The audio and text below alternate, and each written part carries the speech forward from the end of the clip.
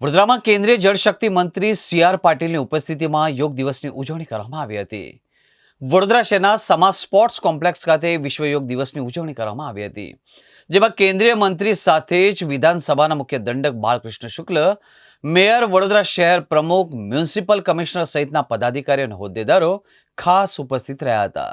વડોદરા મહાનગરપાલિકા દ્વારા આજરોજ આંતરરાષ્ટ્રીય યોગ દિવસ નિમિત્તે સમા ઇન્ડોર સ્ટેડિયમ ખાતે યોગ દિવસની ભવ્ય ઉજવણી કરી હતી.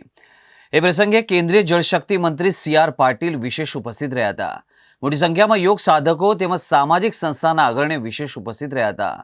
સમા ઇન્ડોર સ્ટેડિયમ ખાતે ગુજરાત રાજ્ય યોગ બોર્ડના યોગ ગુરુઓના માર્ગદર્શનથી ઉપસ્થિત મહાનુભાવોને યોગા કરવામાં આવ્યા હતા, જેમાં પ્રાણાયામ, અનુલોમ વિલોમ, તાડાસન વગેરે જેવા યોગોની મુદ્રાઓ કરવામાં આવી હતી.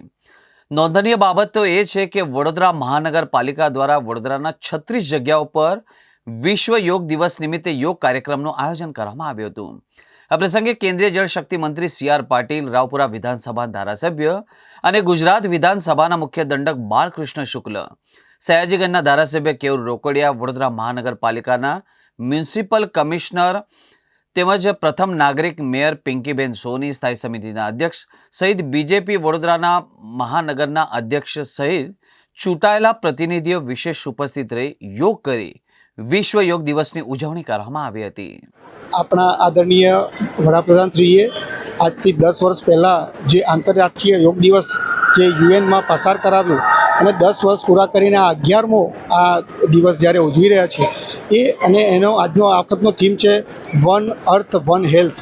તો આપણે આપણું ભારતનું હંમેશા આપણી સંસ્કૃતિ રહી છે કે વસુધૈવ કુટુંબકમની ભાવનાથી આપણે કરીએ છીએ અને આખા પૃથ્વીનું સ્વાસ્થ્ય સારું રહે એવી ભાવના સાથેનો આજનો આ આંતરરાષ્ટ્રીય યોગ દિવસ ઉજવવામાં આવ્યો.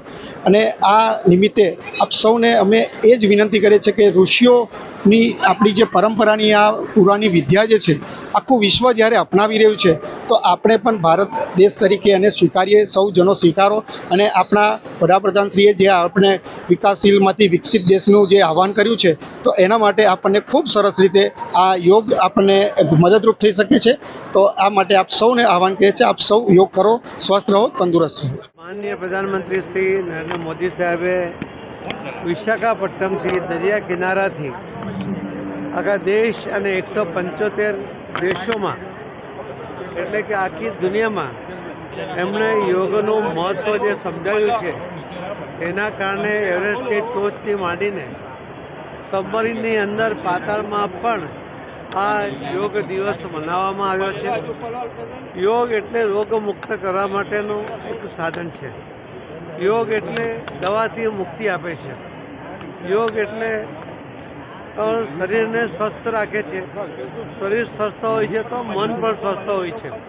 અને એટલા જ માટે કોઈપણ જાતના મેડિસિન વગર શરીરને, મનને શાંત કરવું હોય, સ્વસ્થ કરવું હોય તો યોગ એના માટે ઉત્તમ ઉપાય છે.